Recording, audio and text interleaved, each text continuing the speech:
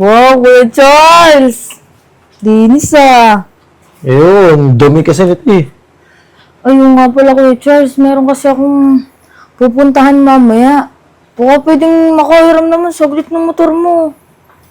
Eh, okay lang naman siya. Kaya lang, syempre, wala ka motor-motor ha? Ay, naman. Kakabalik mo lang kahapon na. 2 araw mo nga hiniram, hiram ka na naman siya. Paggamitin mo naman yung asawa ko. Grabe naman ito si Ate Virgo. Parang hindi naman ako kapatid ni Kuya Charles. Saka, saglit lang naman ako eh.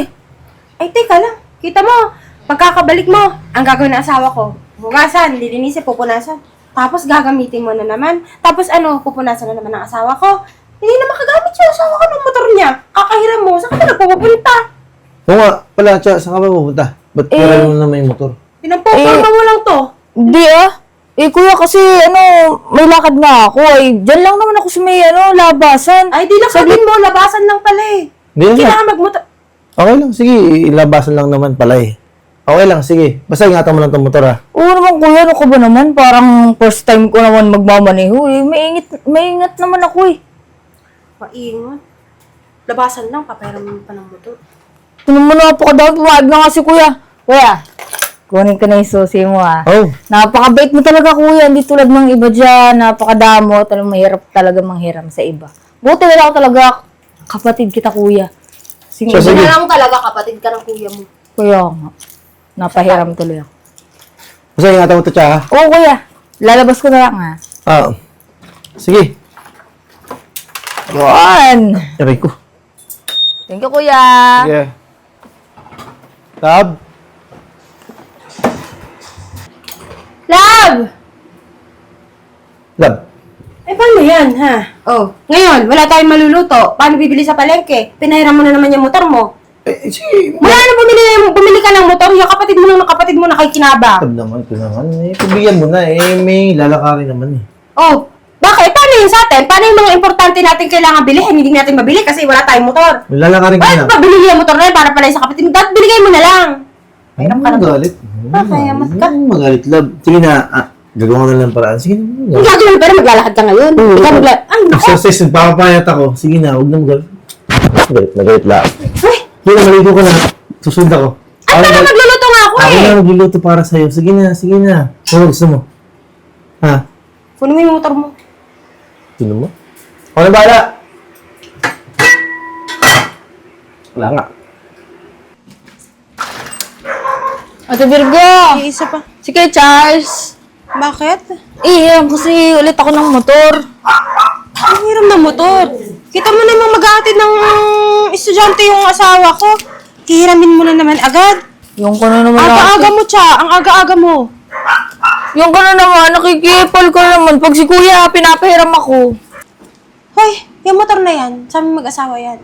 Kaya ako, makikiepal ako hanggat gusto ko. Dahil kami nahihirapan, kakahiram mo. Wala kami magamit eh. Alam mo, ihahatid yung anak namin sa school, tapos hihiram ka na naman. Ikaw na naman makikinaba, ikaw na naman. Oo nga, sa inyo nga. Hindi ko naman inaangkin eh. Inihiram ko Ay, lang. parang gano'n na din. Halos araw-araw ka na lang gumagamit ng motor. Ito naman, nakala mo naman, hindi ko ibabalik yung motor. Eh, parang ganun, binabalik mo nga. Tapos babalikan mo rin kinabukasan. Oo, at least binabalik ko. Hindi ko inaangkin. Lapag sabihan mo nga itong kapatid mo! Lab, oy! Aga-aga, nakakabati. Kuya, Oh. napunta kasi ako dito. Gawa na may lalakarin ako.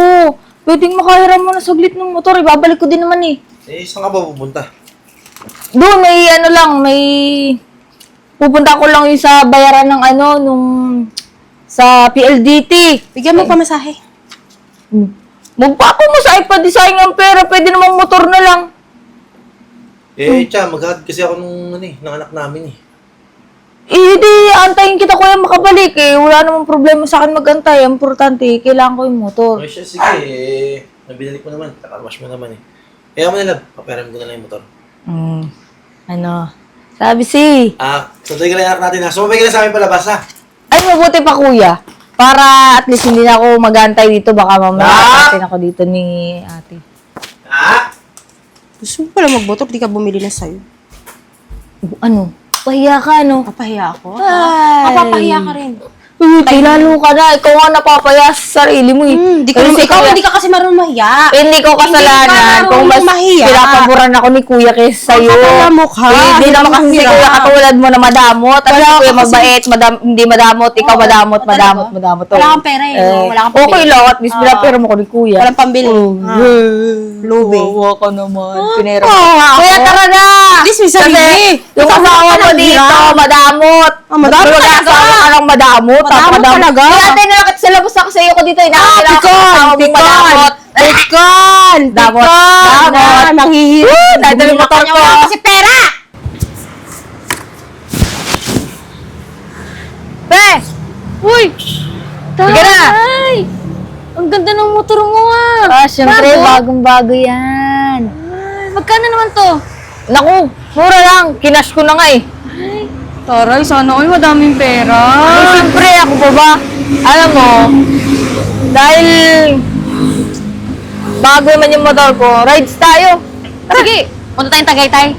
Oo, kape tayo dun. Ay, sige, gusto ko. Ganda, yun. no? Libre mo ah! Oo, siyempre, libre ko. Akin na din ang gas. Ay, Oh. iba ka Wala ka talaga. nang problemahin. Buti na lang talaga may galante akong kaibigan, ano? Naku, sabi ko sa'yo, pagka magkakaibigan kayong mga katulad ko na mga big time, tinan mo naman, oh, napakaganda. Di ba? Hindi yan second hand, bagong-bago yan. Ay, ang ganda, ang kintab!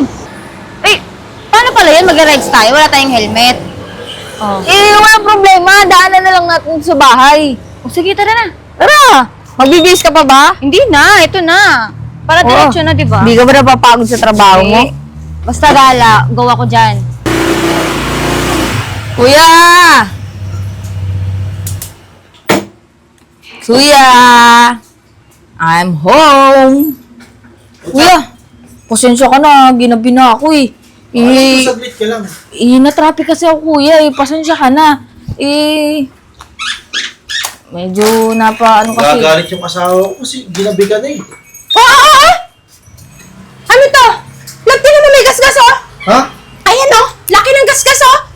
Liit lang naman eh. Anong malaki? Ano maliit? Ha? Kahit maliit, kahit gano'ng kalaki yan, ginasgasan mo? Alam bang alagang-alaga ng asawa ko yan, tapos gagasgasan mo lang? Ito naman si ate, napaka-OA mo. Sabi ko Kala mo naman napaka... Tsaka, ano kasi, ginabi ka na, tapos hindi pa agad sa amin sinabi. Sana, alam namin. Sasabihin ko naman kasi ngayon, kuya, kaya lang, nakita agad ni ate. Ito naman napakaliit lang naman Hindi eh. pa nakita ng ate mo, hindi mo pa sasabihin. Sila- Alam mo Sasabihin magkano ko. yung napakalit niya kung magkano paayos yan? Ha? OA Kahit ka naman. gano'ng kaliit yan, gagastos namin. Eh, bakit hindi mo paayos ngayon? Bapping lang yan. Ba't di mo pinabaping? Ha? Ikaw nakagasgas.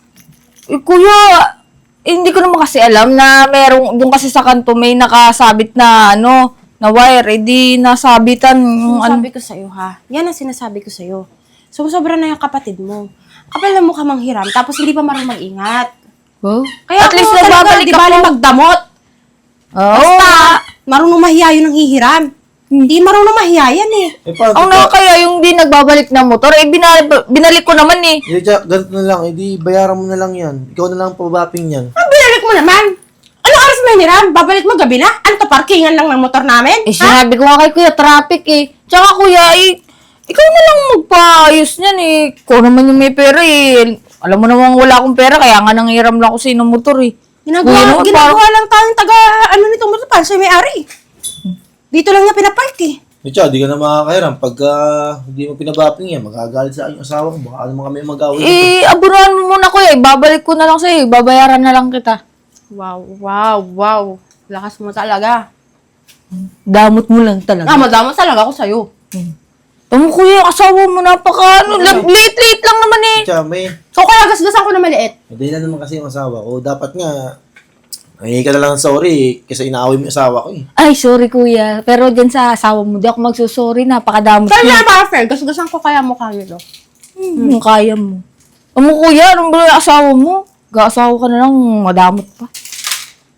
Ito na yung susi. Akala mo naman, di ibabalik. Mas ka na. Ano ka?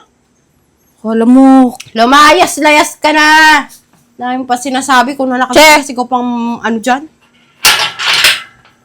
Kung masyado kang mabait sa kapatid mo, tinan mo nangyayari, ha? Abusada. Di na nga marunong mahiya. Siya pang galit. Siya na nga nakasira. Madamot talaga ako. Sabihin na madamot ako. Sabihin na kapatid mo na madamot ako. Madamot talaga ako pag ganyan yung ugali ng kapatid mo. Sige, ako na mag-aayos. Huwag ka na magalit. Oh, baka na pa.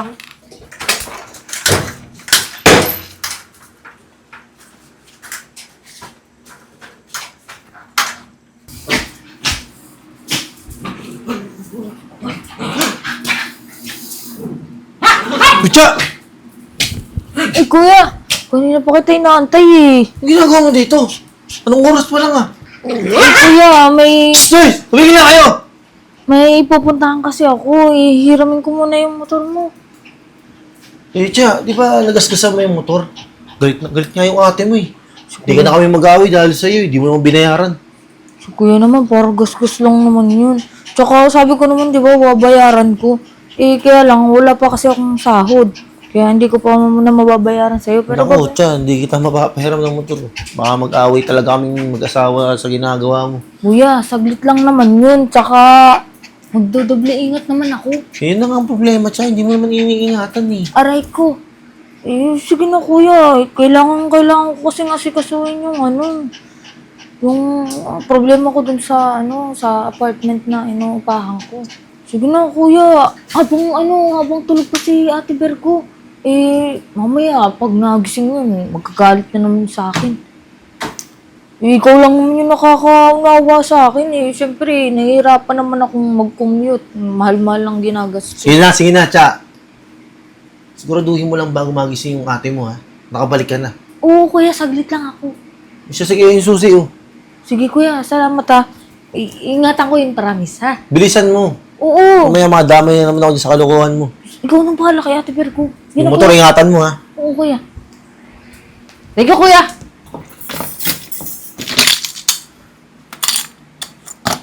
Hello po?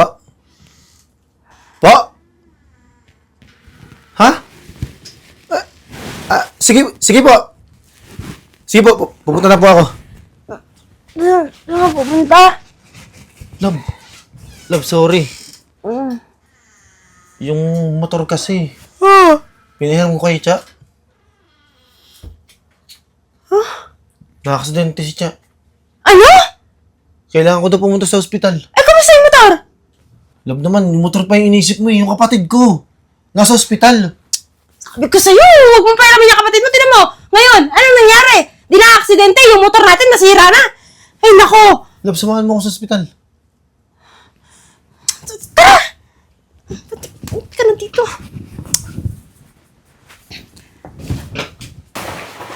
Tia, ano? Kuya, Ano nangyari sa'yo?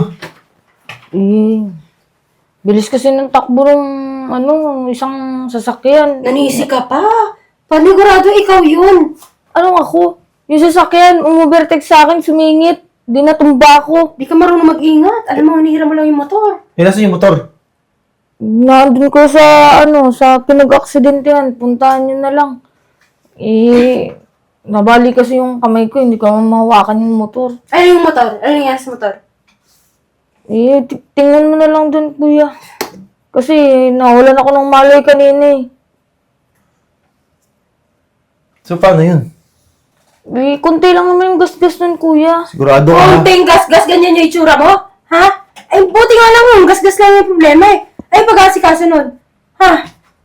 Yung si ate nagagalit pa sa akin, alam mong na-aksidente na nga ako. Ay, di ba naman pinagbabala ko na kayo na pahiramin mo yung motor? Bakit pinahiram mo pa? Ito naman nangyari ngayon. Anong tawag dyan? Karma! Tigas kasi ng ulo mo eh. Di ko naman kasalanan, ma-aksidente Ay, ako. sino may kasalanan nun? Kami? Kami may kasalanan? Huwag mo ko sisihin, kaya Ay, ikaw talaga. Ganyan na nangyari sa'yo. Hindi ka pa rin, taas pa rin ng pride mo. Hindi ka pa rin marunong humingi na sorry. Tapos yan, ba sino magpapaayos nun? Kami? Hindi, love, hayaan mo na eh. Hayaan yan. Lagi ka na lang Hindi, hayaan. ang sabi naman niya, kakaunti lang naman eh. Hindi mabuti papuntahan na lang natin yun. Okay ka naman dito. Oo, kuya. So, sige. Pupuntahan mo na namin yung motor ha. Baka mamaya, takasan din tayo nung naka-accident sa iyo eh. Kaya nga, dapat siyang magbayad dito ng ospital ko, tsaka yung sa motor eh. Hindi ko tayo sigurado kung sino talaga yung mali sa Kaya kanila nga pupunta dalawa. natin lab. Eh, makaunti lang naman yung gasis ng motor. Hindi mas mabuti pang puntahan natin para malaman natin totoo. Kaunting gasgas, aksidente. Hindi ako naniniwala na kapag yung motor na yan malaki yung sira, babayaran mo talaga. Papalitan mo yun ng bago. Tara na. Sige, na nga, papagalitan pa. Micha, ano, kamusta ka na? Yung motor? Wala, kunting aksidente lang yun. Tsaka yung motor, wala yun, bibili na lang akong bago. Eh, bibili ka na naman ng bago. Eh, ang mahal-mahal ng motor. Tinan mo nga yung tama mo, oh. Wala yan, kunting gas-gas lang yan. Kaya lang, bali nga yung kamay ko eh. Hindi ka na makakapag-motor niyan. Tapos wala ka pang pera. Hindi ka makakabili ng bagong motor niyan. Ano? Pakakabili ako no. Galing-galing ko kaya dumiskarte sa buhay. So, saan ka na makukuha ng pambili? Saan ka didiskarte? Magpapagaling lang ako, bibili ako ng bago, papakita ko sa bago kong motor. Naku, na-aksidente ka na nga. Mayabang ka pa rin magsalita. Hindi naman ako may kasalanan na aksidente ako eh. Yung sumingit sa akin, pasalamat nga siya eh. Hindi ko pinabayaran sa kanya yung motor. Tapos, niyaan ko na lang kasi mukha kasing walang pambayad eh. Eh, tiyan, hindi naman pwede yun, di ba? Dapat kargo nung nakabangga sa'yo kasi ganyan yung nangyari sa'yo. Tapos yung motor mo panasira. Hindi. Wala yun. Naghahanap buhay kasi. Siyempre, ako naman, mabait ako. Hinayaan ko na lang. Alam mo naman ako, di ba? Pagdating sa pera, wala namang problema sa akin. Siya, sige na magpagaling ka na. Para pag, rides ulit. Pag may bagong motor. Yeah. Ano, puro ka lakwatsa? Hindi naman ako nalakwatsa ko lang. Alam mo, may bali ako paano ako alis dito. Hindi ka na talaga makakaalis. Alam mo ba? Pinuntahan namin yun. Ikaw naman pala may kasalanan eh. Ano ako? Hindi naman ako eh. Huwag ka na magsinungaling. Tsaka yung sinasabi mong kakaunti? Ang nangyari sa motor? Paano namin magagamit yun? Kunti lang yun. Ano lang yun. Papaayos lang naman saglit yun eh. Okay na yun. Sabi ko sa'yo eh, kung nakinig ka na sa akin, di mo pinahiram sa kanya yung motor natin? Umpisa pa lang eh. Motor Kung mo? may... Oh! Eh, ang sabi ni Cho, pinagmamayabang niya sa kanya daw yun eh. Siya daw bumili. Tinan mo, pinagyayabang na kanya. Kaya nga halos naging parkingan na lang ng motor yung bahay natin eh. Kasi siya yung nakikinabang. Eh, kasi ate, lagi niya akong sinusunod sa trabaho eh. Tapos, gumagala kami. Yun. Ganun pala yun, Tsa. Alam mo, pagkakatiwalaan kita kasi kapatid kita kasi akala ko pinalakarin ka. Alam mo, pasalamat kay. Buti kinausap ko yung driver na naka-aksidente sa iyo. Siya ang naka-aksidente ka mo. Ayan nga. Nagsisinungaling lang yun eh. Tumigil ka na, Tsa. Kaya pala hindi niya pinabayaran. Kasi, ang sabi, naawa lang daw siya dun sa, nakabangga sa kanya. Hindi talaga siya babayaran kasi dapat kung tutuusin siya yung magbabayad eh. Siya yung may kasalanan eh. Ba't ba nagagalit kayo? Kunti lang yung gasgas nun eh. Anong konti? Kung babayaran ko sa'yo lahat yun, kaya? Ano mo ikaw? Ito naman nangyari oh. Hindi ka ba yung talaga marunong pa kung baba no? Tsa, Papa mo pa din. ikaw na may kasalanan. Humingi ka na lang sorry sa kanila. Isa kanila pala yung motor. Ikaw na nga nakadisgrasya. Bili pag nagkapera ako babayaran ko Bakit lang. kayo nakahingi kay mama? Ha? Akala mo ba bibigyan ka ng mama? Pauuwiin ka na sa probinsya at doon ka na mag-aaral. Anong pauwiin eh? Sabi ni mama, magpagaling lang daw ako tapos Tapos ano? Tapos umuwi ka na. Alam mo, tutusin, hayaan mo na siya sa buhay niya. Ang malaga, natuto ka na din. Ha? Huwag mo na kukonsentrahin yung kapatid mo. Huwag na yung pupunta sa atin kasi baka kung ano mahiramin yan, mapunta na naman sa disgrasya.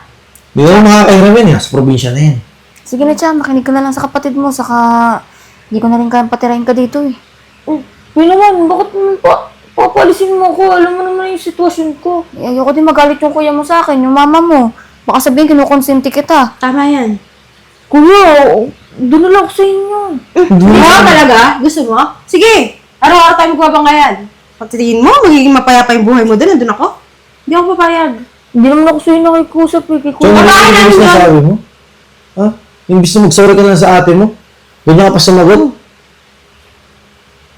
Tsa, sige na. Mag-sorry ka na. Tara na. Kunin Huwag mo na yung na, mga hindi na gamit mo. kailangan mag-sorry. Baka mapatawag pa ng kapatid niya eh. Pagbigyan ulit. Sige na, Tsa. Ganito tayo. Kunin mo na yung mga gamit mo. Umalis ka na dito ha. Huwag na naman akong palisin dito. Wala akong pupuntahan. Ayoko umuwi sa probinsya.